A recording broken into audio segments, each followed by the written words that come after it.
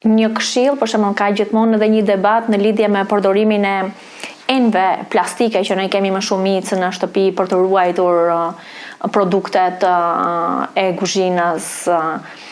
Sugjerohet të përdoren apo do ishte më mirë që ato të zëvendësohen?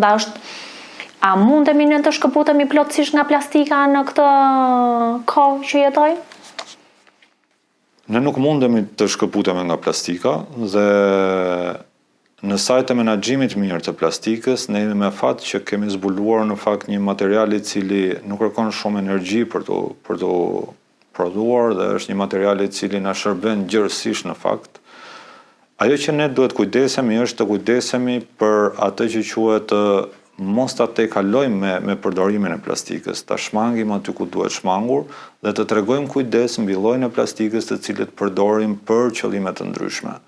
A kur bëhet fjalë për enet e gatimit apo përdorim shtëpiak, duhet kujdesemi që plastikat të jenë të përshtatshme, mos marrim materiale plastike apo të marrim diçka që është prodhuar për një shërbim tjetër dhe ta përdorim në funksion të ushqimit apo të enëve të shtëpisë. Por plastika konsiderohet gjërësisht e sigurt për përdorim në fakt.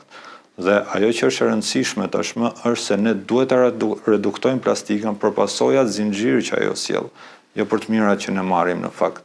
Dhe në shumë raste ne duhet shikojmë të hedhim syt nga materiale të biodegradueshme, të cilat nuk janë të dëmshme qoftë për organizmin e njerëzit, por qoftë edhe nuk janë shumë të dëmshme apo nuk kanë ndikime në natyrë. Pra shpërbëhen shumë më shpejt se sa plastika dhe gjurma e ndikimit është shumë herë më e vogël.